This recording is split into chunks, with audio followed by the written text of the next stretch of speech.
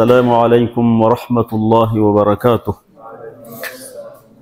فهم قرآن بشیوه آسان در جلسه چهارم شما عزیزان را خوش آمدید میگوییم. خوش آمدید بعد از رخصتی 2-3-4 روز. الله جل و علا شانه ای مجلس ما و شما را مجلس خیر و برکت بگردانه و ای خیر مرتب فرماید و ما و شما را از اهل قرآن بگردانه. قرآن عظیم الشان را برای همه ما و شما شفیع بگردانه. ما و شما دو آیه متباقی سوره فاتحه، آیه ششم و هفتم را انشاءالله میخوانیم، تکمیل میکنیم. پیام هایی که در آیات است او را با هم مدارسه و مذاکره میکنیم و معنا و ترجمه او را یاد میگیریم انشاءالله. و به این ترتیب سوره فاتحه امروز تکمیل میشه. دیگه که سوره فاتحه چند آیات است؟ 7 آیات است.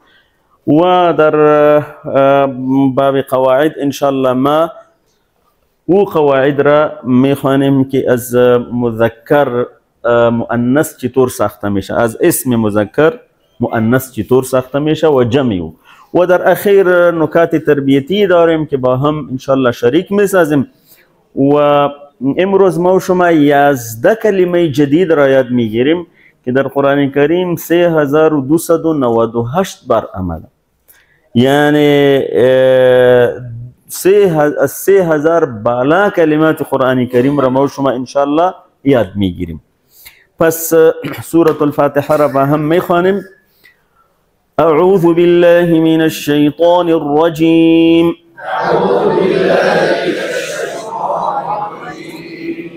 بسم الله الرحمن الرحیم.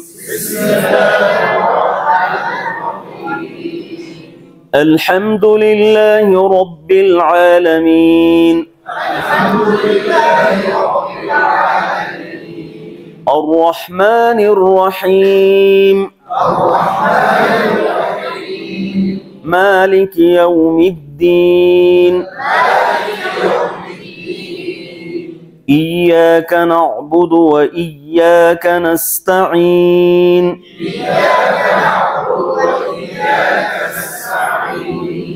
اهدنا الصراط المستقيم.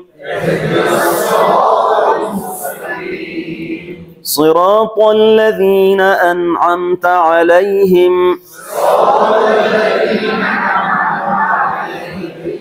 غير المغضوب عليهم ولا الضالين.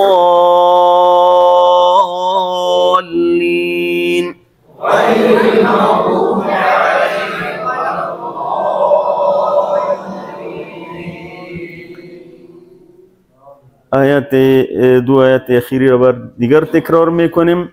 متوجه باشین عزیزانم که طا را درست بخوانیم، صاد را درست بخوانیم، قاف را درست بخوانیم، مد را ضالین مکمل بکنیم. اهدنا الصراط المستقیم.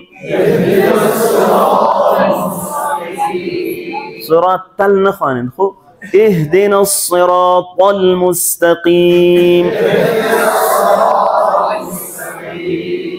صراط الذين أنعمت عليهم. الذين مشتغل صراط الذين صراط الذين أنعمت عليهم غير المغضوب عليهم ولا الضالين.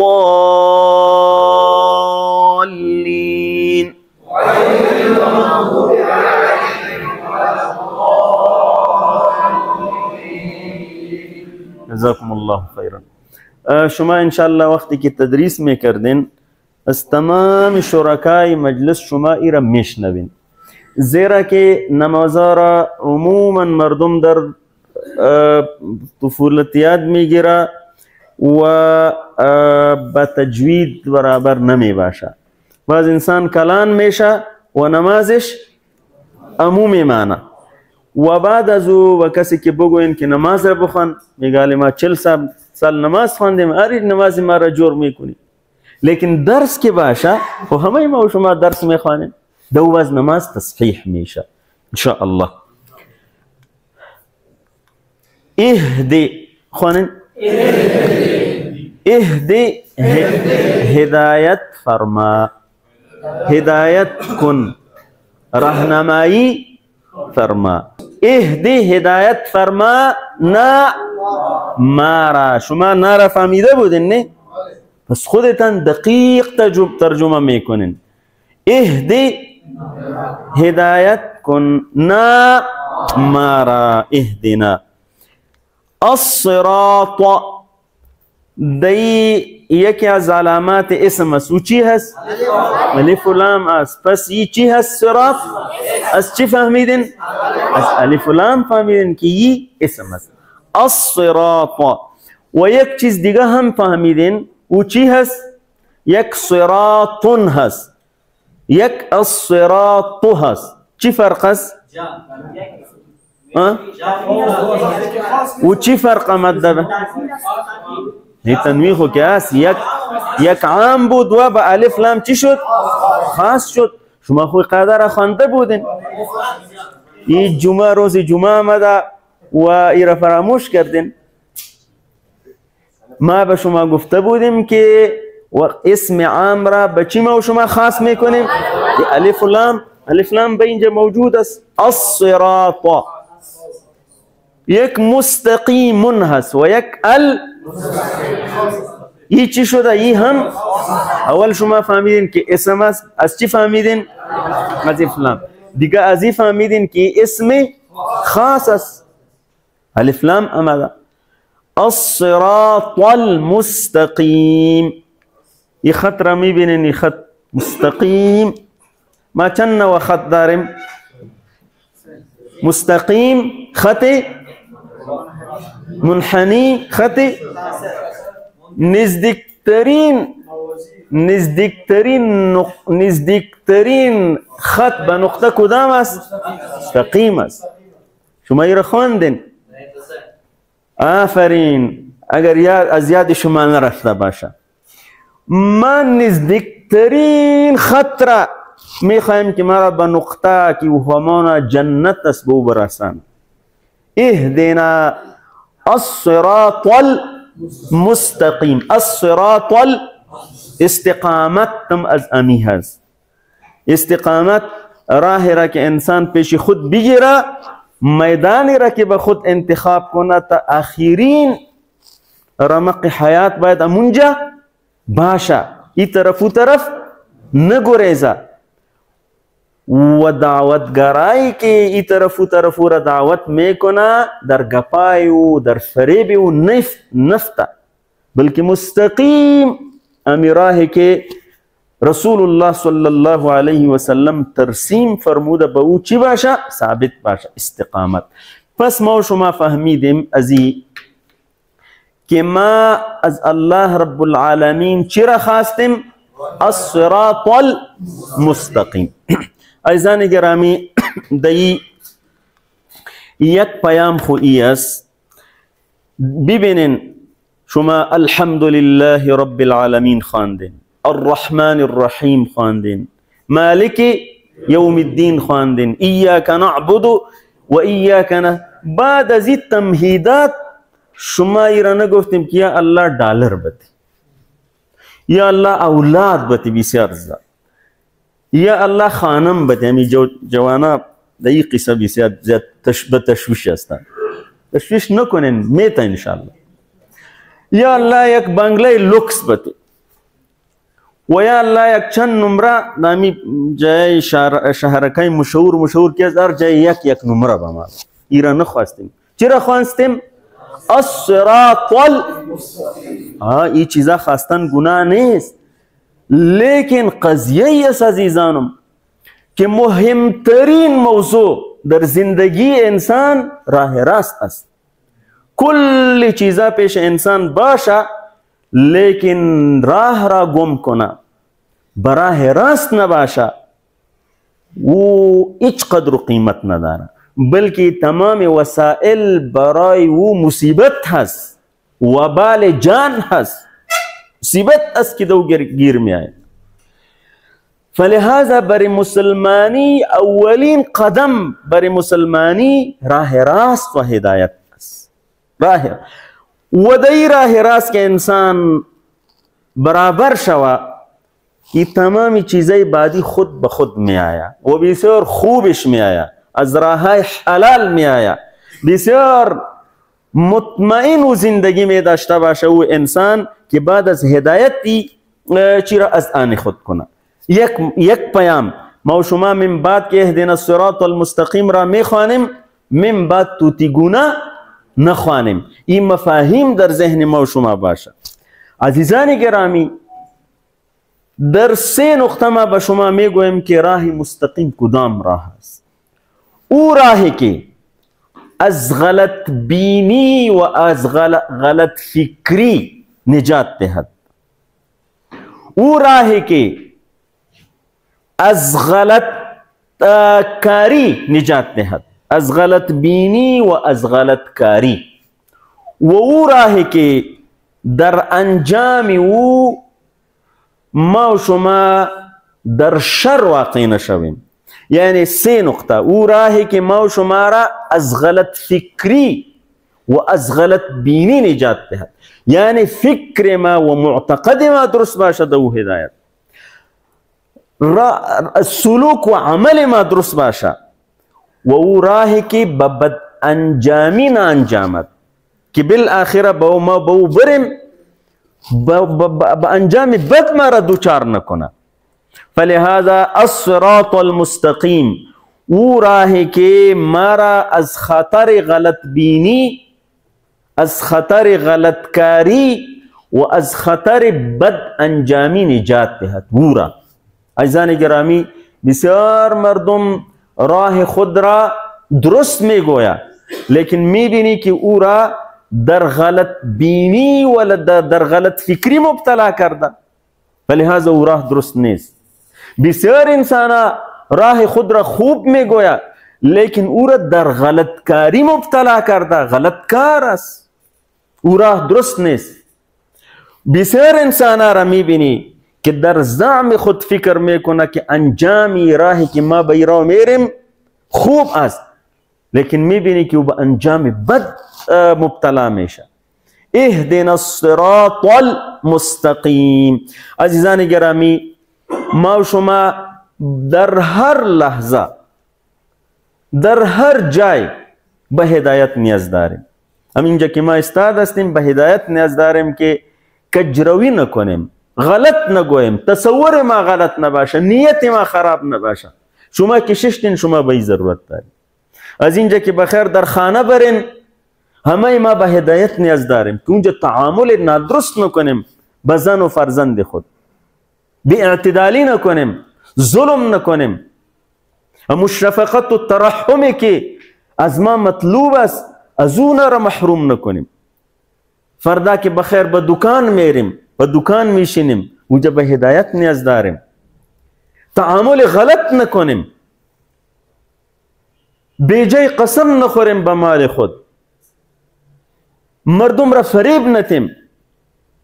بعضی دوستای ما با یک دفتر میره، اونجا مسئولیت یک دفتر، یک مؤسسه، یک اداره، یک ریاست، یک وزارت را داره، اونجا به هدایت ضرورت داریم.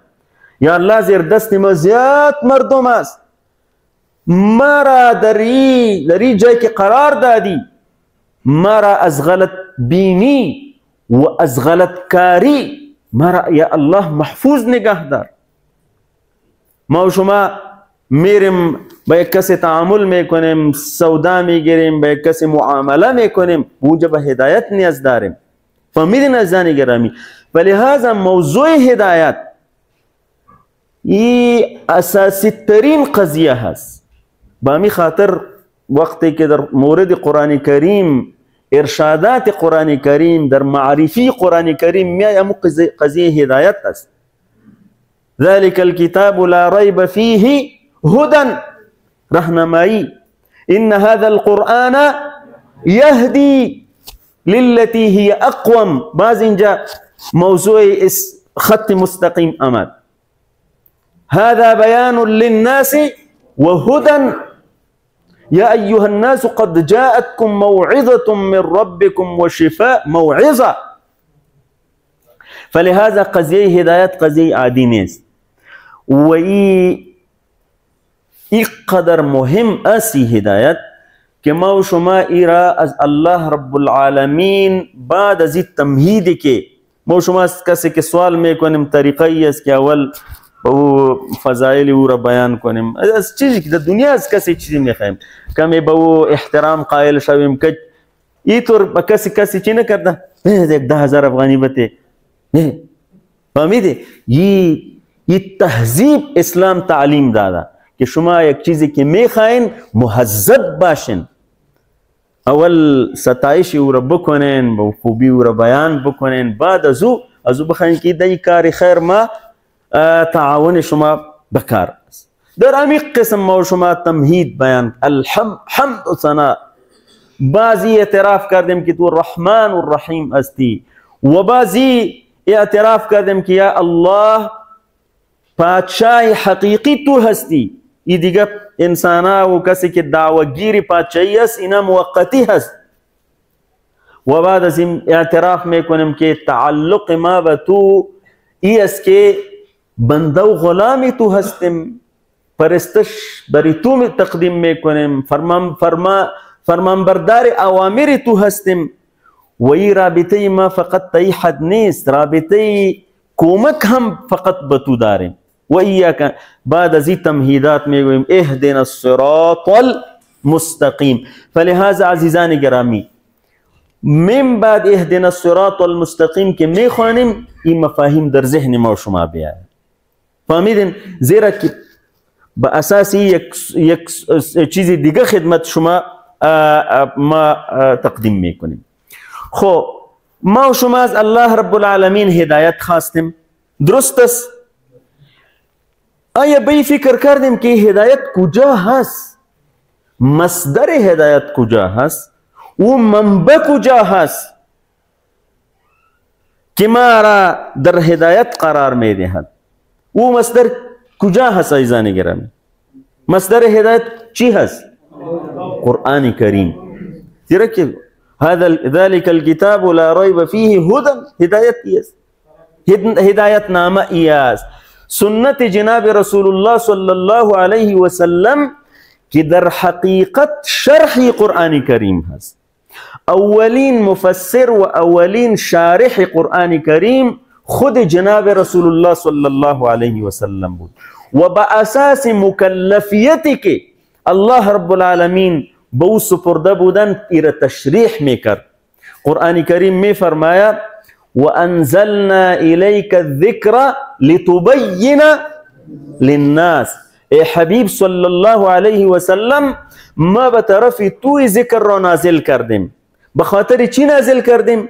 لتبین، تاکه تو ایره بیان بکنی، ایره شرح بکنی، ایره توضیح دهی برای مردم. فلهذا اولین مفسر و اولین شارح قرآن کریم کی هست؟ جناب رسول الله صلی الله علیه و سلم. و کل فرمودات او در شرح قرآن آمده، بعضی احکام زائد علی القرآن هم است. با همین خاطر از مادر جان وقتی که پرسان شد عائشه صدیقه بنت الصدیق رضی الله عنهما، پرسان شد که اخلاق رسول الله صلی الله علیه و سلم چگونه بود؟ این سوال بسیار جامع هست و مادر جان جوابش از او جامع تر داد. فرمود کان خلقه القرآن، کان خلقه القرآن، قرآن متحرک بود رسول الله صلی الله علیه و سلم. به این خاطر عزیزان گرامی آل سوال ای است که ما و شما هدایت را میطلبیم و او هدایت در قرآن کریم هست و ما و شما قرآن کریم را نمیفهمیم. زبان یار من ترکی و من ترکی امو چی شد؟ امی قضیه هست، هدایت در اینجا هست و ما ای را نمیفهمیم. چطور هدایت را به دست آورده میتونیم؟ آیا کدام روز ما و شما در این مورد فکر کردیم که 32 بار هدایت را می طلبیم و منبع هدایت قرآن کریم است و قرآن کریم را نمی فهمیم. آل امام صاحب انشاءالله به ما و شما جماعت میتا و ما و شما ای دعا میکنیم اهدنا الصراط المستقیم و امام صاحب تلاوت میکنه مثلا يا أيها الذين آمنوا لا تقدموا بين يدي الله ورسوله واتقوا الله إن الله سميع عليم و تلاوت کردم. خب ما و شما دعا کردیم فوراً دعای ما و شما قبول شد و الله رب العالمین به زبان امام صاحب چیزی را که آورد و تحفه امو نماز است به ما و شما هدایت شد. خو هدایت را خو ما و شما از 50 سال میشنویم، جماعت مذهب جماعت میخوانیم، کسی از 40 سال میشنود، کسی در 60 سال میشه در نماز صبح هم میشنوه، در نماز شام هم میشنوه، در نماز خفتن هم میشنوه. خو که او را نفهمه به او چی فایده مرتب میشه؟ به او فایده مرتب میشه. فایده به هدایت وقت مرتب میشه عزیزان گرامی که وقتی که انسان هدایت را بفهمه، هدایت نامه را بفهمه، به امی خاطر است که تغییری که نمی آیا و یک امت قرآنی به وجود نمی آیا، علتش است که هدایت را می خواه و راهای هدایت را جستجو نداره. برای کل چیزا وقت هست، برنامه هست، بجز یک چیز که میگویم همه ما میگویم که ما خو نمیفهمیم خو مولا صاحب ما میفهمم، ما خو یاد نداریم خو قاری صاحب ما یاد داره. خود هدایت خود تو خواستی، قاری صاحب تو خوبه تو نخواسته، هدایت خود تو خواستی اهدنا الصراط المستقیم. فلهذا عزیزان گرامی ما میگویم که یاد گرفتن قرآن کریم یک موضوع مباح و استحبابی نیست، یک قطعی هست، لازمی هست. فلهذا این پیام را به گوشای مردم برسانین که هدایت را که میخواهیم باید برای هدایت بریم و برای هدایت رفتن اولین مرحله شی است که هدایت نامه را بفهمیم. در ما و شما بسیار کم هست که در فکر افتیده باشیم، بس میشه بخیر نماز خو میشه، لیکن او تغییری که مطلوب است چون به جان رفت جان دیگر شود، جان چون دیگر شد جهان به جان خو به امو وقت یعنی ایرا انسان هضم کرده میتوانه که بفهمه. لیکن مشکلی است که مردم میگویی این خو بسیار مشکل است، 8 سال بکار است که ما اونجا بریم. این قسم این غلط فهمی هست. به امو اندازه که شما پیام قرآن را که از امام بشنوین و بفهمیم که دی چی پیام بود، ایره در بسیار وقت کم هم یاد گرفته میتوانید و شما شاهد حال هستین که در 3 روز درس شما در 80% اسماء قرآن کریم را میفهمین، ضمائر را میفهمین. معنیش است که به متد ضرورت هست که ما شما را ایره آسان بکنیم برای مردم را نترسانیم و به مردمی مجدبت دهم که ولقد الله رب العالمین فرموده ولقد یسرنا القرآن للذکر فهل من مدکر.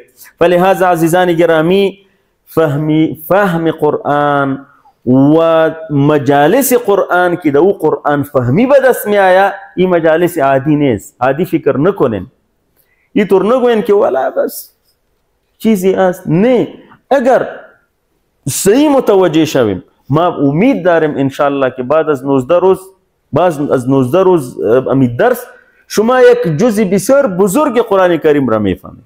خودت تلاوت که میکنید میفهمید که چی میخوانید، امام صاحب که میخوانه باز میفهمید که چی پیام بود. از این آیت کریمه اهدنا الصراط المستقیم ما و شما یک عادت میگیریم. ما به شما گفته بودیم که ما برنامه 5 نکاتی داریم برای عملی ساختن قرآن کریم که جزء زندگی ما شود. این عادت که ما به شما میگویم که جزء زندگی ما شود و این است که در هر وقت و در هر کار ما از الله رب العالمین طالب هدایت میشیم و ایره اعتراف میکنیم که یا الله یا رب ذوالجلال ما نمیفهمیم، مرا فهم عطا فرما. ما کتاب تو را نمیفهمیم، یا الله به ما ذوق عطا فرما و شوق و رغبت عطا فرما که ما کتاب تو را بفهمیم.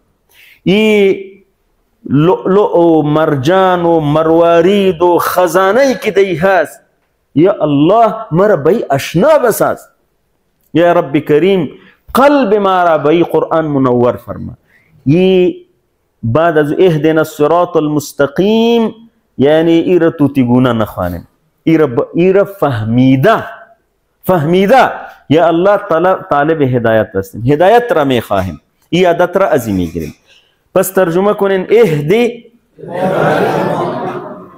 اشاره کنین، اشاره کنین نا مارا الصراط المستقیم. آفرین. در مستقیم ما گفته بودیم که در او 3 چیز ملحوظ باشه. او راهی که فکر و تصور ما دو کج نشوه، او راهی که عمل و سلوک ما کج نشوه، او راهی که مرا با انجام بد مواجه نکنه. اهدنا الصراط المستقیم. عزیزان گرامی بسیار اوقات انسان تصور میکنه که ما صحیح روان هستم، بلکه چون که تعلیم نیست بعضی مردم ناروای خود را به او افتخار میکنه. بچه ما اینقدر چالاک است که هر کس که به دکان بیاید شور خورده نمیتونه، او را سنت میکنه. یعنی به این مردم افتخار میکنه. اینقدر چوتار است که هر کس را فریب میده. و برادری قابل افتخار نیست.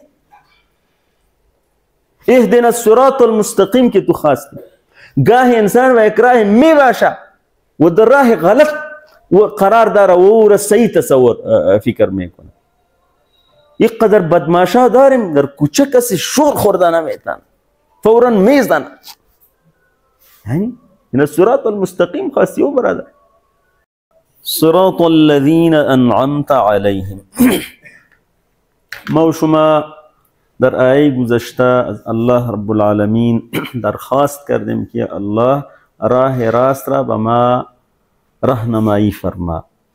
در این آیت کریمه تفصیل او راه راست است و این بیان است که گاه به شکل ظاهری راه به مردم راست معلوم میشه، لیکن حقیقتا او کج است. او راه راست کدام راه است که ما او را میطلبیم؟ صراط چی معنی؟ راه. الذین، کلمه جدید شما میبینین، الذین راه آنانی که، راه کسانی که، راه مردمانی که. در قرآن الذین از 1000 بار بیشتر در قرآن آمده. الذین که اینجا یاد گرفتن در 1080 جای امی معنی را داره.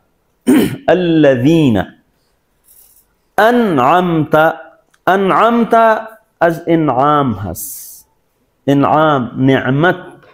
انعمت انشاءالله یه فعال باز پسان میایه، امی قسم اشاره داره. انعمت، انعمت تو انعام کردی، تو انعام فرمودی. راه الذین کسانی که انعمت تو انعام فرمودی. علیهم، علا معنی بر، هم اشاره کنین علی بر آنان. اگر ای طور بکنیم علی هی، علی هی، و اگر ای طور بکنیم علی هم، و اگر ای طور بکنیم علی، اگر ای طور بکنیم علی، ای طور علیه ای است، و اگر ای طور بکنیم علی علینا، و ای طور علیها ای علیهم است.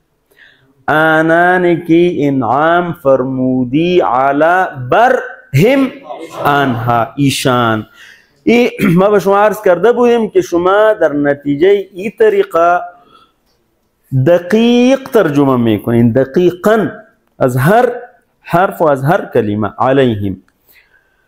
عزیزان گرامی، دی ما و شما چی گفتیم؟ صراط الذین انعمت علیهم، یعنی این راه کسانی نه که بظاهر خوب بسیار چی معلوم میشن که بسیار خوب هستن و بسیار در قوت هستن و بسیار وسایل و امکانات دارن، لیکن فی حقیقت الامر آخر انجام اونا ناکامی است. اینطور نه. او کسایی که در طول تاریخ منظور نظر تو بودن، منعم بودن، همیشه بالای انعام کردی، اگرچه بظاهر به مشکلات هم روبرو شدن، لیکن فی آخر الامر او کسایی هست که او مستحق انعام شدن. عزیزان گرامی، قرآن عظیم الشان یک آیهش آیه دیگه خود را تفسیر میکنه و این قاعده هست، شما این را یاد بگیرین. القرآن یفسر بعضه بعضا. تکرار کنین ما. القرآن یفسر بعضه، بعضی قرآن بعضی دیگر قرآن را تفسیر میکنه. با اساس امی قاعده او کسایی که انعام یافتگان هستن یک آیه دیگه تفصیل اینا را ذکر کرده. او انعم الله علیهم فاولئک مع الذین انعم الله علیهم من النبیین والصدیقین والشهداء والصالحین. این چار گروه را در آیه دیگری ذکر فرموده الله رب العالمین که او در حقیقت تفصیلی انعمت علیهم است. با اساس یمو قاعده که شما آلی گفتین که بعضی قرآن بعضی دیگری را تفسیر میکنه، تفسیرش او در سوره نساء ما شما دیدیم. صراط الذین انعمت علیهم. آل موضوعی است که منعم علیهم یا انعام یافتگان خوب ما معلوم شدن که او کی هستن؟ انبیاء، صدیقین، صالحین. خب علی دو موضوع ضرورت، یعنی گپا ای طور است که ما شما فهمیده باید بریم، نه چیزی را که در سوره فاتحه میخوانیم او را فهمیده. خب سوال ای است که الحمدلله ما انعام یافتگان را فهمیدیم، اگر دنیا با ما هر چیز بگوید که نه نه فلان فلان است، ما میگویم گینی قرآن با ما او را تفسیر کرده. دو موضوع ضرور است. اول خویی که راه اونا را باید ما درک کنیم که به کدام را اونا رفتن راه راست است که ما هم به امور را تعقیب کنیم، به او را برویم، بس براه راست برابر میشیم. اگر راه اونا را نشناسیم طبیعی است به هر راه دیگه که میریم با ما معلوم نیست که راه راست شد یا نشد، زیرا که انعام یافتگان خو اینا هستند. یک سوال. سوال دوم است عزیزان گرامی که در مورد سه گروه خو از ما و شما چی هست؟ زیرا که نبی خو شده نمیتانیم، دروازه نبوت چی شده؟ به تشریف آوری جناب رسول الله صلی الله علیه و سلم دی دروازه بند شده و جنابشان فرموده انا خاتم النبیین لا نبی بعد. می فرماید انا اللبنه و انا خاتم النبیین. یک مثال فرموده که ما و مثال دیگه انبیا ما مانند ما این مثال هستیم که یک شخص یک بنا را جور کرده، یک تعمیر بسیار قشنگ و درو جای یک خشت را مانده، مردم به سری و میایا که چقدر زیبا هست، لیکن میگوین که کاش که یک امی خشت که هست این باید چی میشد، این خشتم باید اینجا چی میبود. فرموده که انا لبنه، ما مو خشت هستیم که توسط ما این قصر قشنگ انبیا چی شده؟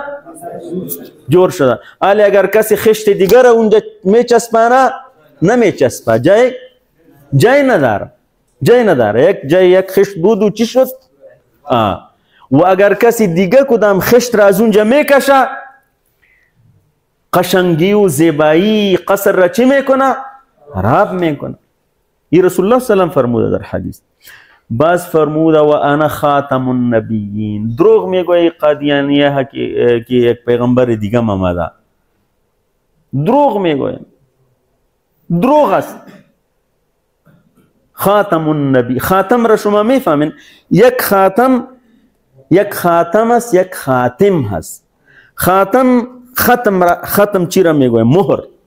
شما وقتی که مکتوبای رسمی صادر میشه به او یک چیز زده میشه، او بس به کسی اجازه نیست که کدام پرزه دیگه دو داخل کنه و یا از او کدام پرزه را ختم شد. میگه ختم. امی قسم رسول الله صلی الله علیه و ختم گذاشته به سلسله انبیاء و یک خاتم هست، یعنی که در اختتام و در آخر تمام انبیاء تشریف آوردن. خو نبی خو او سلسله خو خلاص شد، نبی خو شده را میتانه. خو صدیق، او صدیق که همراه انبیاء با هم یک جای بوده و قسمی اونا را تایید کردن که کل زندگی در خدمت انبیاء بودن، یعنی صحابه انبیاء علیهم السلام. او چند سم از ما و شما چی شده؟ رفته. او یک نسل بودن که خلاص شد دیگه. فهمیدی؟ و شهادت به دو معنی که انسان امی راه را به او حد تایید بکنه و آن قدر فداکاری بکنه که اگر بالاخره ضرورت جان و خونی او باشه او را هم چی کنه؟ تقدیم بکنه. این به قسمت ها میشه. این مانند یحیی سنوار صاحب واره کسی مخلص باشه باز به او نصیب میشه، رحمت الله علیه. میمانه الصالحین. چانس است الحمدلله. اگر این چانس هم نمی بود چی میکردیم؟ فهمیدی؟ آل راه صالحین امیطور مفت نمی آیا. راه صالحین را بشناسیم و باز او را چی کنیم؟ تعقیب کنیم و همراه صالحین یک جای باشیم، با اونا دوستی بکنیم، رفاقت ما با اونا باشه، همراه طالحین نباشه. فهمیدین؟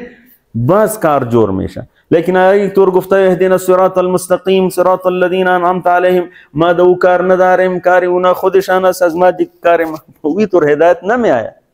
مثل که بعضی مردم دعا میکنه شکست کفر و غلبه اسلام، خو ما دیگه هیچ کار نداریم. دعا را مردم توتیگونه یاد گرفته. شکست کفر و غلبه و ما دیگه کار نداریم، ما بی‌طرف هستیم. تو چی تو نه سر پیاز هستی نه بیخ پیاز هستی که بی‌طرف خوامی را میگوه. تو خیر را که فهمیدی در طرف واقع شدی، فهمیدی بی‌طرفی اینجا نیست. اسلام همی معنی را دار.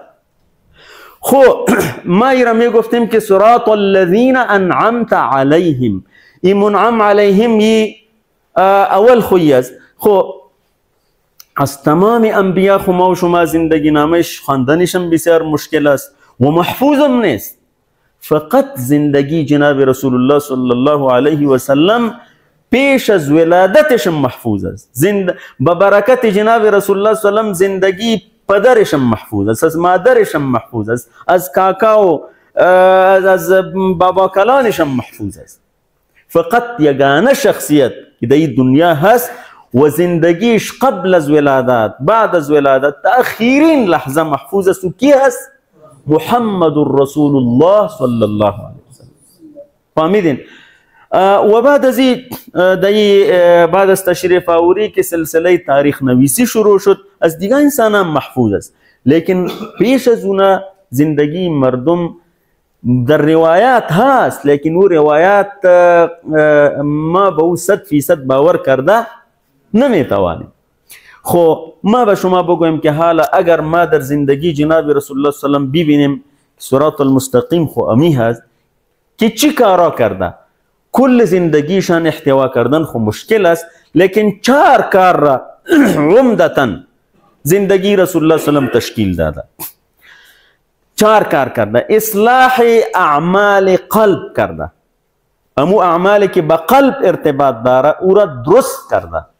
این قلب مرکز است، مرکز ایمان هست، مرکز اخلاص است، مرکز نیت هست، مرکز محبت به الله رب العالمین است، مرکز محبت به رسول الله صلی الله علیه و سلم است. این قلب مرکز محبت به اهل دین هست. این قلب فهمیده؟ این کل کارا که به قلب ارتباط داشت رسول الله صلی الله علیه و سلم او را چی کرده؟ درست فرموده، اصلاح فرموده. اصلاح اعمال ظاهری را کرده. شکل صورت انسان چی قسم باشه، نماز خواندنش چی قسم باشه، روزه گرفتنش چی قسم باشه، اعمال به حج که میره چی قسم چی بکنه، در خانه که باشه چی گونه یعنی اعمالی که عملا انسان از خود نشان میده. سومین کار را که جناب رسول الله صلی الله علیه و سلم کرده، کل زندگیش در دعوت به طرف اسلام سپری شده، در فراخواندن مردم به طرف اسلام. یک لحظه هم بدون ای کار نمانده، زیرا که ای از فرائض منصبی جناب رسول الله صلی الله علیه و سلم بود. و چهارمین کاری که جناب رسول الله صلی الله علیه و سلم انجام داده، او شریعت و دین هم در بعد فکر و عقیده هم در بعد عمل او را در فرد در جامعه تحقق بخشیده و در آخر الامر به اساس او یک نظام قائم فرموده. چی فرموده؟ یک نظام که مکمل او یک تمدن را او پیش کرده، یک نظام تمدنی که در او نظام اخلاقی هست، نظام اجتماعی هست، نظام اقتصادی هست، نظام مکمل چیزی که انسان به او ضرورت داره. خو آله که رسول الله صلی الله علیه و سلم کارا را کرده و امو راه المستقیم هست که ما شما یاد گرفتیم و امی راه راست را میخواهیم. روز چند بار میخواهیم؟ 32 بار. اگر او را بخواهیم و به او را نرویم، آیا ای درخواست ای خواستن ما و صادقانه هست؟ ای خوامی قسم است که شما میخواین که به مزار برین و در موتر قندار بشینه. به مزار میرسین؟ نمیرسین. اگر یک هفته سفر کنین بازم نمیرسین. اگر کل عمر سفر کنین نمیرسین، به خاطری که در موتر غلط ششتین. او موتری که به قندار میره ده او ششتین، به مزار که میره ده او نششتین. فهمیدین؟ این قضیه امیجه چی است عزیزان گرامی؟ راه راست را که میخواهیم باید راه راست را بشناسیم و با مو حرکت بکنیم. این راه راست است، ای کار بکو، ای کار بکو. باز راه راست چی میشه؟ متحقق میشه. لیکن اگر راه راست را میخواهیم و بگویم که ولا برای ما معلوم نیست که راه راست کدام است، این طور خو نمیشه. این یک موضوع. موضوع دیگر ای است عزیزان گرامی که ما و شما اگر بخواهیم که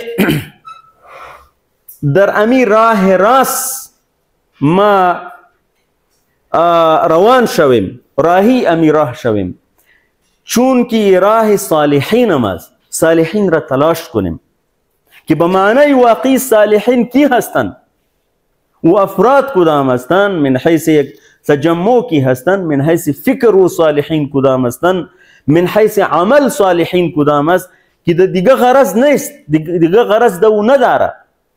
این است که مردم را به الله رب العالمین وصل کنه و او گروه صالحین جد و جهدشان امی است که امو راهی که رسول الله صلی الله علیه و سلم او را معرفی فرموده، تمام توانایی های خود را دو به خرج میتن تاکه امو راه را تعقیب کنه. خو آل ضرور هست، این ضرور است که صراط المستقیم را که میخواهیم او را برای خود چی بکنیم. اگر خود ما نمیفهمیم از کسی پرسان کنیم که او صالحین را به ما نشان بدیم. ما خو چون که شعارات و نعره ها زیاد است، سر ما چی شده؟ به اصطلاح گیج شدیم. ما گنگس هستیم، راه راست با هستن، علما هستن، به او مشوره کنن. لیکن انسانی دعا را کرده بروا و هیچ تغییر دو نبیایا، ای معنی هست که را نفهمیده دعا را می طلبه. اهدنا الصراط المستقیم صراط الذین انعمت علیهم غیر المغضوب علیهم ولا الضالین. نقطه سوم عزیزان گرامی، به شما خصوصا جوانایی که اینجا هستن و در اخیر متوجه باشین، شما گپ شپ نکنین. این خو صنف است، نه هو صنف خو اینطور نیست که ملا صاحب گپای خوب زده خو نفهمیدیم که چی گفته. صنف است، تمام گپا را میفهمین و بعد از او هم انشالله. عزیزان گرامی، عموما طبیعت انسان ای است که او بعض انسانا را به عنوان الگو میگیره، ستایل خود را مو قسم جور میکنه، انداز سخن گفتن را مو قسم چی میکنه، اگر او چی داره ایرا میپوشه، اگر چی مامی جوانه شما را میبینی او جوانه که هویت خود را از دست داده، گاهی مثل سکه و این دووری که دراز داره چی میپوشه، ایجم میپوشه، ایجم میپوشه. فردا که یک کسی دیگه خوشش بیایه او را فالو میکنه، با کسی مایکل جاکسن چی هست الگو هست، با کسی مارادونا هست، با کسی همی بدبختای دیگه هست. و خصوصا جوان مسلمان هویت خود را از دست داده، ذوب شده، شخصیت خود را از دست داده. و بعضی کلانا که هست او کمی از چی کار میگیره، میگه مو کلان قبیله ما که هست او براه راست روان است یا براه کج، ما پشت مورا میگیره. فهمیدی؟ ای فلان در وطندار ما هست، کج میره راست میره، به ما مهم نیست، پشت میرا میگیره. بعضیشان میگوه که نه مو گروه ما که هست، نه هر طرف که میره راست است، دروغ است، کج است، این درست نیست. ما کی را باید الگو بگیریم؟ از امی قبیل، صراط الذین انعمت علیهم. منعم علیهم کی هست؟ انبیاء علیهم السلام، صدیقین، شهدا، صالحین. امی صالحینی که در دنیا هستن او باید الگو باشه بر یک مسلمان، هم بر مرد و هم بر زن. اگر از گذشتگاه اصلا الگوی کامل و اسوه کامل خو محمد رسول الله صلی الله علیه وسلم، لقد كان لكم في رسول الله اسوة حسنه. اسوة حسنه ای باید عادت ما باشه در زندگی ما که ما الگو را کسایی نگیریم که فردا در روز قیامت ما و شما اعلان بیزاری بکنیم. اذ تبرأ الذين اتبعوا من الذين اتبعوا. و قرآن کریم بسیار بصراحتی را فرموده. وقالوا، ای کسی که الگو گرفته، وقالوا ربنا انا اطعنا سادتنا وكبراءنا فاضلونا السبیل. ما خو پشت همی کلانا و سردارای خود روان بودیم، اینا چی کردن؟ مرا گمراه کردن. ربنا آتهم ضعفین من العذاب، فقط دو چند عذاب نی، والعنهم لعنا کبیرا. اینطور نباش. ما پشت کسی که میریم با امی خاطر میریم که مرا به جنت ببره، دیگه جای نبره مرا. فهمیدین؟ این بسیار متوجه باشین عزیزان گرامی. قضیه الگو گرفتن باید یک عادت را از همین جماع شما بگیریم، زیرا که هر کس یک کسی را الگو میگیره. ظاهری شکل صورت بعضی مردم به او فریب میخوره، بعضی مردم مال و دارایی کسی میبینه، بعضی مردم شهرت یک کسی را میبینه. این طور نشو که فردا روز باز ما و شما به پشیمان باشیم. ترجمه کنین صراط الذین انعمت علیهم. ایشان غیری، غیر معنی خود در زبان ما و شما است غیر ازی. فهمیدی؟ در قرآن که میایم گیج میشیم میگویم نمیفهمیم، کلی بیت زبان ما است، غیر نیست، غیر علاوه است. المغضوب مثل مظلوم هست، مثل منصور، مثل مقهور. غضب شدگان، کسایی که بالای اونها غضب میشه. ای باز ای مفعول و قاعده و میآیا انشالله ما و شما او را یاد میگیریم. المغضوب خشم کرده شده، علیهم ترجمه کنین علی هم ایشان، یعنی نه کسایی که بالای اونا خشم شده. یک ترجمه ای است، یعنی منعم علیهم است کسایی نیستن که او زیر خشم قرار گرفته. فهمید؟ یک ترجمه دیگه که عموما میشه او ای است که نه راه کسانی که، این ترجمه عموما امو ترجمه اول است، لیکن این ترجمه را هم بعضی علما کرده، نه راه کسانی که بالای اونا خشم صورت گرفته. جناب رسول الله صلی الله علیه و سلم خودشان این کلمه را تفسیر فرموده و فرموده که هم الیهود، هم الیهود. و قاعده دیگری به شما بگویم، قاعده ای که جناب رسول الله صلی الله علیه و آله و سلم یک چیزی را که تفسیر فرموده، جائز نیست که انسان او تفسیر را ترک کنه و یک تفسیر دیگر را بکنه. فهمیدین؟ این تفسیر نصی هست. فهمیدین؟ فلهذا نه راه یهود، یعنی به شکل به اصطلاح تفسیر جناب رسول الله صلی الله علیه و سلم که راه یهود نه، زیرا که او راه کج است از لحاظ فکر، کج است از لحاظ عمل و بد است از لحاظ انجام.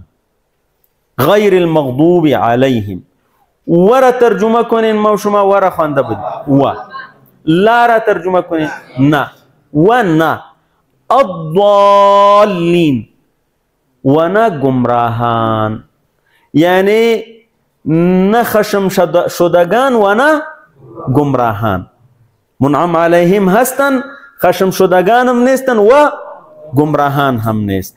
و ترجمه دیگه نه راه خشم شدگان و نه راه گمراهان، هر دو ترجمه صحیح است. خو عزیزان گرامی، جناب رسول الله صلی الله علیه و سلم ایرم تفسیر فرموده و فرموده که هم النصارى، هم النصارى.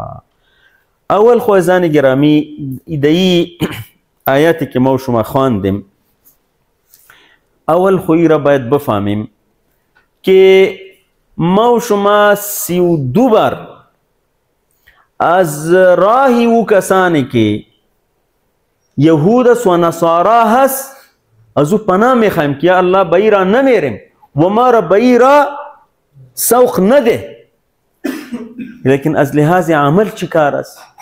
مردم خوردن خونه ما و شما خود قطار نمیم کلانه به دوستی در یهود و نصارا تسابق داره. یک میگه که ما زیاد مزدوری کرده میتونیم صاحب، اگر مرا کمی در امی غلامیت قبول کنی، و دیگه میگه که نه ما زیاد خدمت کردم میتونیم. و برادر او که 32 بار خودت به این زبان میگویی، آیا این عجیب نیست؟ به سطح کلان به شما میگوییم. امی کشورهای اسلامی را شما چی کنین؟ آیا این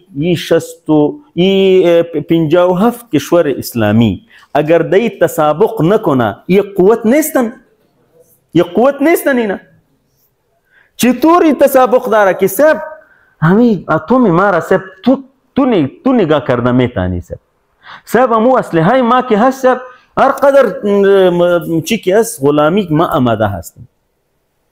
و امو شخص 32 بار میخواه که یا الله برای ما از اینا بیزار هستیم، اعلان براعت را میکنیم، لیکن در عمل چی کار است؟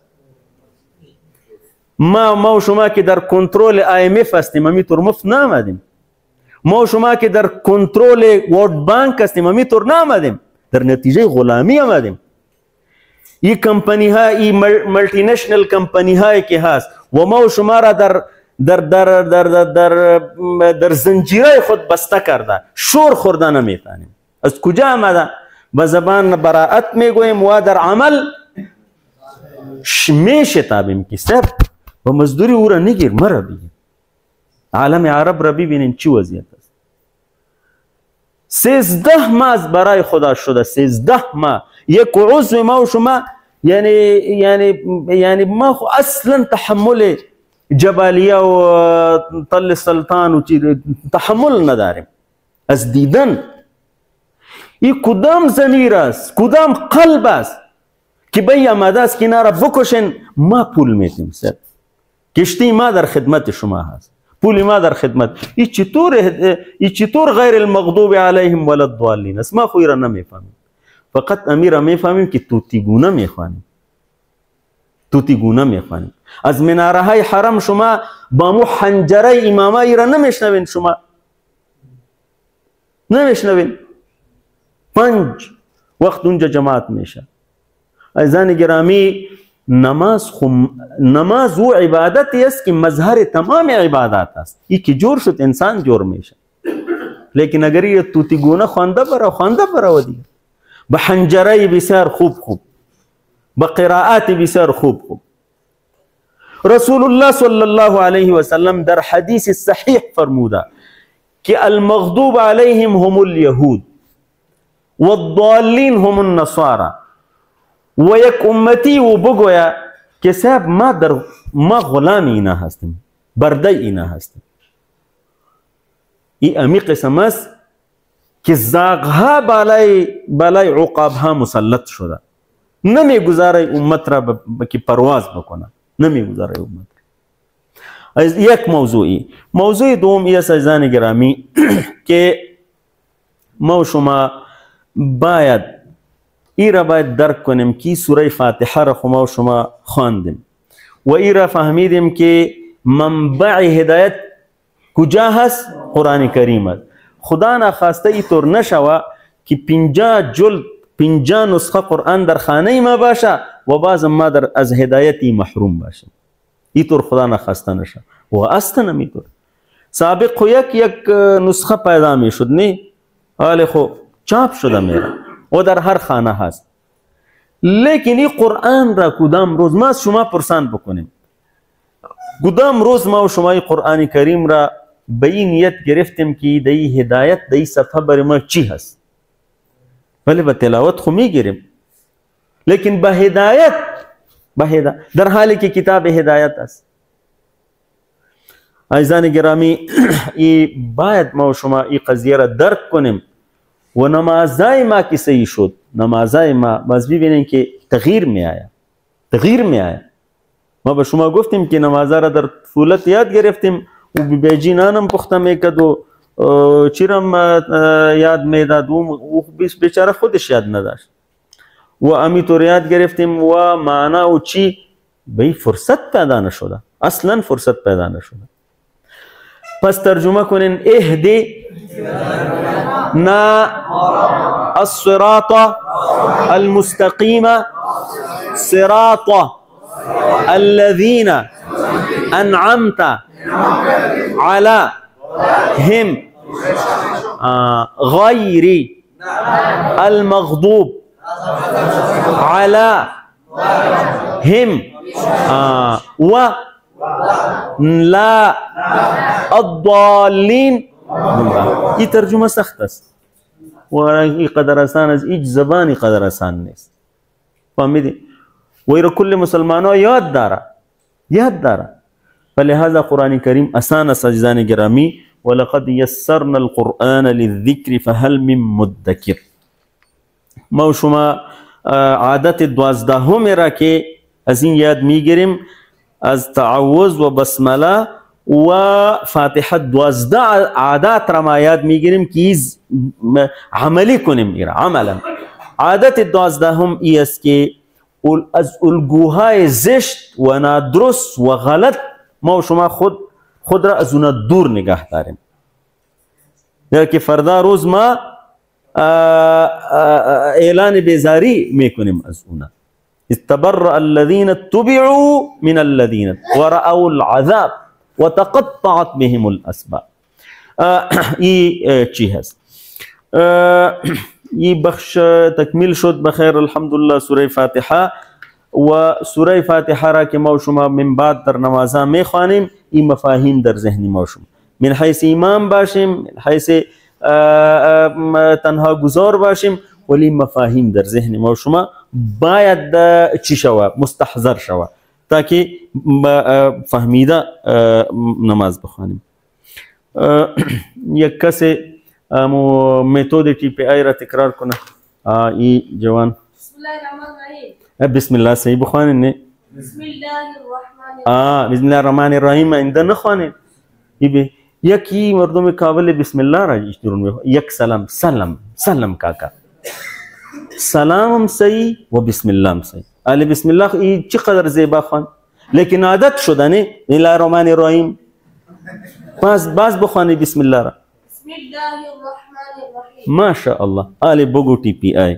بشنوین، ببینین، بگوین. نه پیش از فکر کردن هیچ نگوی.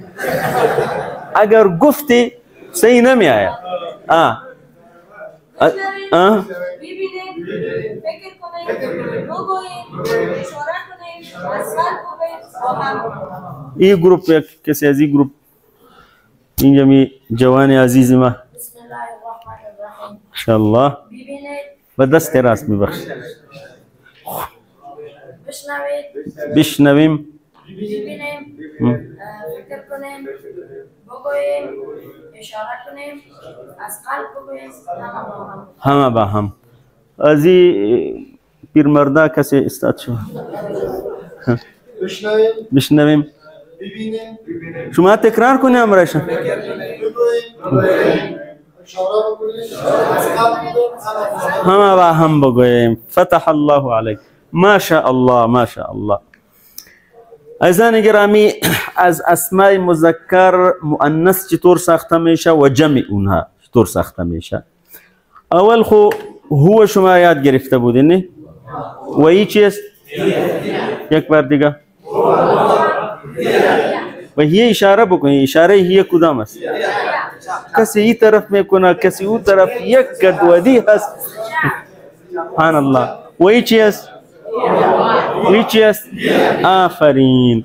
این هو و هی این مهم است. از اینا این تمدن و انسانیت جور شده. تنها از هو جور نشده و تنها از هی هم. این غربی ها غلط تصور چی میکنه، یک در تقابل یک دیگه واقع میکنه. حق مردا میگه با حق ما بتی، زنا میگه حق ما را بتی. این کشمکش اینجا نیست. این اصلا به اساس تعاون ایجاد شده اردویشان. این مانند دو چی موتر هست، فهمیدین؟ اگر یکیش هم نباشه موتر زندگی معطل است، حرکت نمیکنه. لیکن هر چیز که از بدبختا آمده او وسیله بدبختی شده. فهمیدی؟ کشمکش است. مرد میگوید زن حق ما را نمیده، زن میگوید مرد حق ما را نمیده. در یک کشمکش اینا را انداخته. این هو و هی اردو مهم است و اردو ضرور است. ما شما پیشم یک بار چی کرده بودیم، شما از مذکر مؤنث اینقدر آسان جور کرده میتوانین. با امی جندر و با امو چی ضرورت نیست، با امی عملیات جراحی. فقط در آخر مذکر چی میگذارین؟ ای تای مدوره. مسلمون مسلمت، مؤمنون صالح، کافر مشرک، معلم طبیب مدرس. یک چند تا شما بگوین. مهندس، حافظ، طالب. اول مذکر بگوی، بعض مريض مريضة. ما شاء الله. آفرین. یعنی خب عزیزان گرامی، این تای تأنیث و این تای مربوطه یا تای چی؟ تای بسته. اصلا شما میبینین نه؟ ایطور بود ایطور. ایره که شما بسته کنین ایطور میشه. ایره به این خاطر تای مربوطه میگه که ایطور بسته شده. امو تای چی بود؟ آزاد بود. تصور نکنین که کدام علامه مؤنث دیگری نیست. لیکن ما و شما خب اساس یا مو قاعده پیش میریم که از آسان به طرف مشکل. قاعده دوم چی بود؟ کثیر الاستعمال اولا و قلیل الاستعمال بعدا. به اساس یا مو قاعده یعنی 85% مؤنث همی قسم ساخته میشه. همو فیصدی بعدی که هست او را در اخیر انشالله شما تعلیم میتین و یاد میگیرین. کثیر الاستعمال که یاد گرفتیم، قلیل الاستعمال آسان میشه. لیکن اگر شما فشار آوردین که کلش که یاد نگرفتی از تو هیچ چیز جور نمیشه. فهمیدی؟ او چی میشه؟ او شخص چی میشه؟ سر دل شکسته میشه که ولی از ما هیچ چیز واقعی جور نمیشه، در حالی که طور نیست. فهمیدی؟ این یک موضوع. ما و شما هو را یاد گرفته بودیم نه؟ هو همراه هو مسلمون باید بیایا یا مسلمون. این طور میکنیم که این گروپ که هست این جملات را میخوانه و این گروپ ای را میخوانه. اشاره بکنین این طور نه با یک صدا، امی طور با جوش و جذبه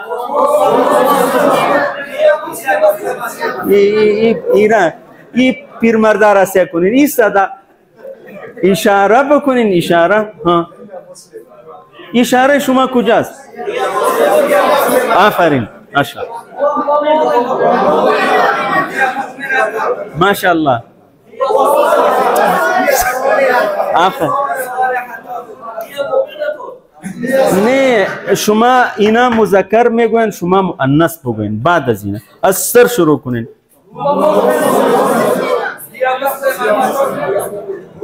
این در بید دست نکن این طور میکنه.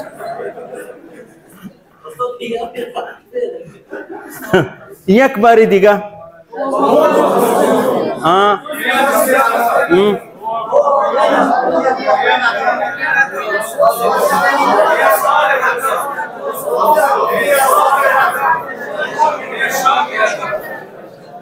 صحیح است. ماشاءالله. مهربانی شما چیزی میگفتید؟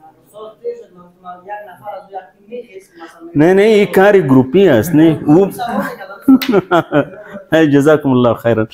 ما و شما عموما نامه صحابه کرام رضوان الله علیهم اجمعین که ما اشتباه میکنیم. ابو بکر رضی الله عنه اشاره کنین و اشاره کنین عنها.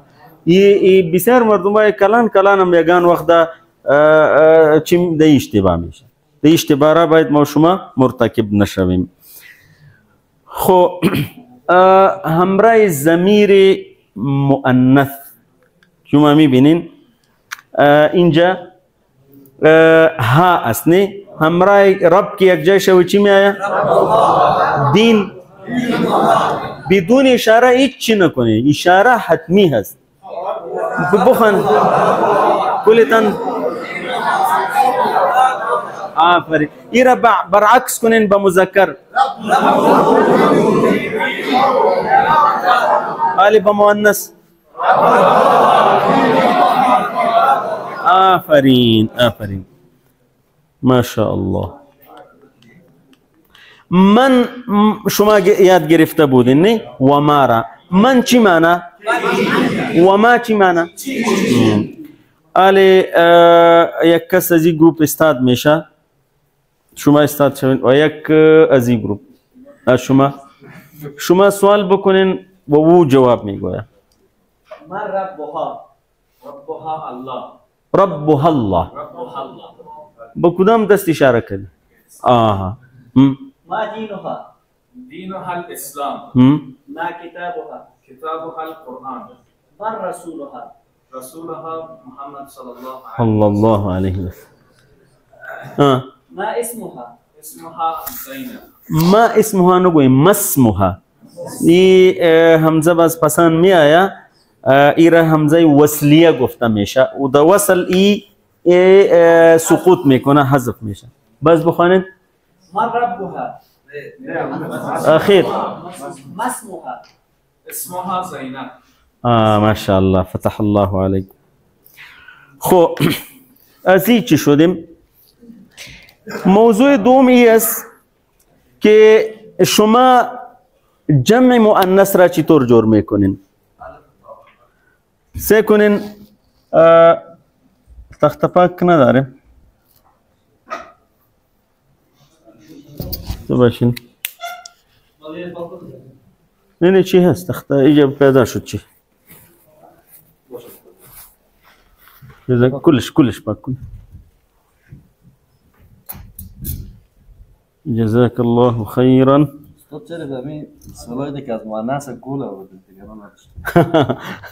یک استاد بود دامی پانتونی کابل میگامی ما ای ضمائر را که درس میدادیم ضمیر مؤنث برش گفتیم کی چی است؟ گفت که قلب ما است. ما خو گل آوردیم.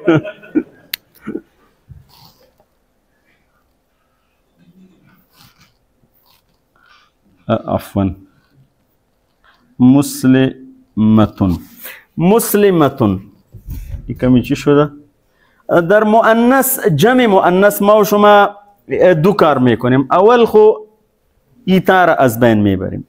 یکی از بین رفت چی جور شد؟ مسلم. بعد از او الف و تا در اخیرش اضافه میکنیم. مسلماتون. امو تای مدوره را از بین بردیم و در اخیر چی اضافه کردیم؟ الف و تا. این بسیار آسان است. این بسیار آسان است و مثالش در قرآن کریم بسیار زیاد است. همه تان بخوانین مفرد و جمع.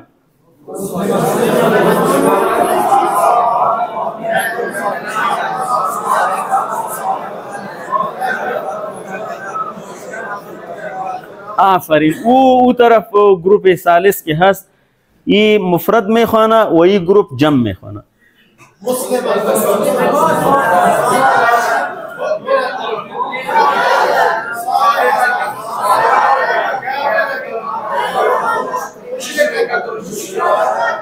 فتح الله علیکم. انشاءالله ما و شما دو نقطه را خواندیم که از اسم مذکر مؤنث چطور ساخته میشه؟ با اضافه کردن تای مدوره. و جمع مؤنث چطور ساخته میشه؟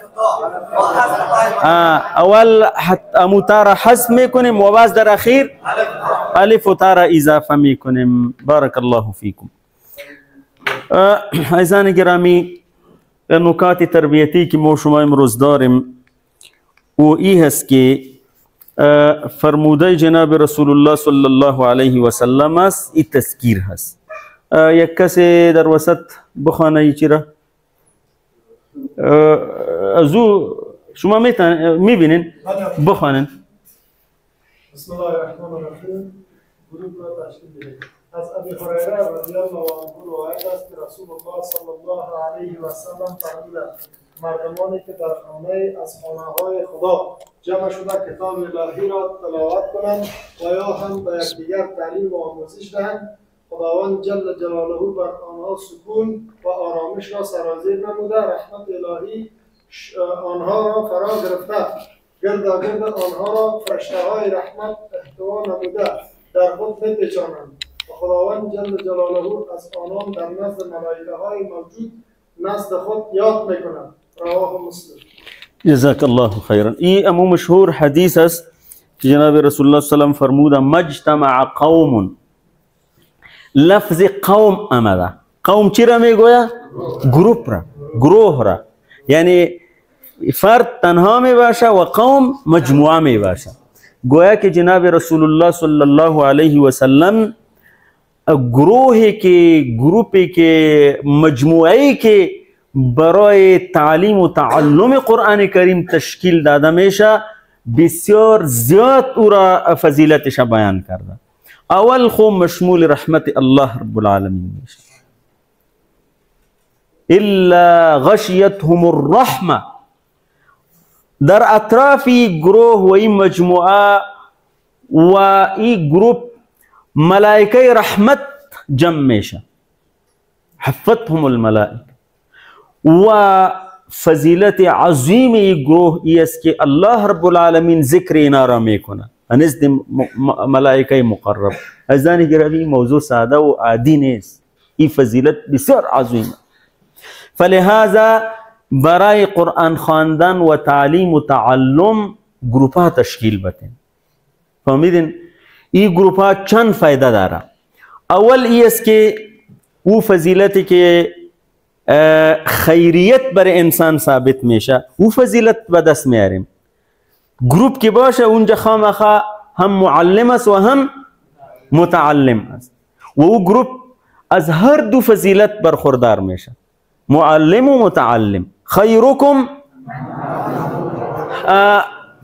فایده دیگه ای است عزیزان گرامی که در نتیجه گروپ انسان پابند میشه. اگر شما می درس را شروع میکردین ولی یک دو روز چی میشد باز چی میشد خطا میخورد. شما که میبینی که ولی دیوال ما میایم اینا یک سلام علیکم میکنیم یک چی میشیم، این سبب این برکت هست که در نتیجه گروپ التزام بیشتر میشه. التزام و فایده دیگه ای است عزیزان گرامی که از قرآن کریم شیطان سخت در حراس است و کوشش داره که خیر از دیگه کارا را بکنه خو کسی به قرآن وصل نشوه. فهمیده؟ از این هجوم شیطانی هم انسان در امان میشه. دیره که جناب رسول الله صلی الله علیه وسلم فرموده وقتی که انسان تنها باشه او زیر حمله شیطان قرار میگیره و هو من الاثنین ابعد. اگر دو نفر باشه شیطان از اون و اگر سه نفر باشه دورتر میشه و بعد که مجموعه محترمی باشه از اهل خیر خو شیطان اصلا جرأت نمیکنه که باز اونجا چی شوه. بر علاوه عزیزان گرامی همت انسان بالا میره. شما باور کنین شاید بعضی در امی مجلس باشه و اهل فهمیده باشه که قرآن خو آسان است و دیگرها که میبینه خصوصا نوجوانای عزیزان ما و اونا یاد داره ضمایر متصل و منفصل و معنی دقیقی اونا ای خودش همتی او بالا میشه. دیگه فایده ای است عزیزان گرامی که یک به دیگه کمک میشه. وقتی که یک کسی در پالوی ما هست میبینین که او ناتوان است به او اما شخصی دیگه کمک میرسانه و به این شکل در نتیجه چی بر علاوه از شما میبینید عزیزان گرامی که این ماحول قرآنی تاثیری خاص خود را داره. انسان که میبره با امو روحانیات با امو معنویات با امو ایمانیات و با امی روحیه تعلیم و تعلم ای تأثیر خود را داره و همچنان امو روحیه تسابق به وجود میآید. وقتی که میبینه که یک خرد یک نوجوان یاد گرفته انسان میبینه که ما یاد میگیره و به این شکل. فلهذا برای یاد گرفتن قرآن کریم گروه را بسازیم. گروه قرآنی انشاءالله گروه محترم است. گروهی است که انشاءالله با کلام الله رب العالمین که وصل شد بس و مستقیما با الله رب العالمین وصل شد. دیگه مسائل دیگه دی گروه نیست که کسی فضائل خود را بگوید و دیگرها را تحقیر بکنه و فلان زنده باد و فلان مرده باد. در قرآن خوی چیز نیست. فهمیدین؟ به این خاطر عزیزان گرامی در این درس چهارم ما تذکیر و یاددهانی میکنیم به عزیزان خود که شما اگر صنف دارین اونجا ای را ایجاد کنین. اگر در کدام جای کاروبار دارین یک 3-4 نفر چی کنین که یک وقفه ضرور نیست که بری 2 ساعت، بری 15 دقیقه یک درس را در 6 روز بخوانین. فهمیدین؟ اگر هیچ چیزم ندارین خانه خود دارین پدر و مادر و خواهر و برادر و همه را جمع کنین و ای تدریس شروع کنین به خاطری که تا که یک حرکت قرآنی به وجود نبیاید طبیعی است که توصیه است که اول خودتان کی را بفهمین امو درس که میتن او را تکرار کنین بفهمین و بعد از او را تقدیم کنین ان شاء الله. ای کارا میکنین نه و ای را استا عادت خود چی کنین به خاطر که همه ما و شما که ای کار نکنیم این فاصله بسیار زیاد است، ای از بین نمیره. همه ما و شما باید در این راه کار بکنیم و خدا انشاءالله به خدمت قرآن کریم از اوقات خود 1 ساعت نیم ساعت در روز ایرا باید ما به وقف بکنیم. عزیزان گرامی، تا ختم جلسه چهارم 44 کلمه ما شما یاد گرفتیم که در قرآن کریم 15387 بار آمده. اگر در 4 روز انسان 15000 کلمه قرآن را یاد میگیره آسان است. ولقد یسرنا القرآن للذکر فهل من مدکر. پس این است که ما شما حرکت بکنیم. الله رب العالمین برکت نازل می‌فرماید.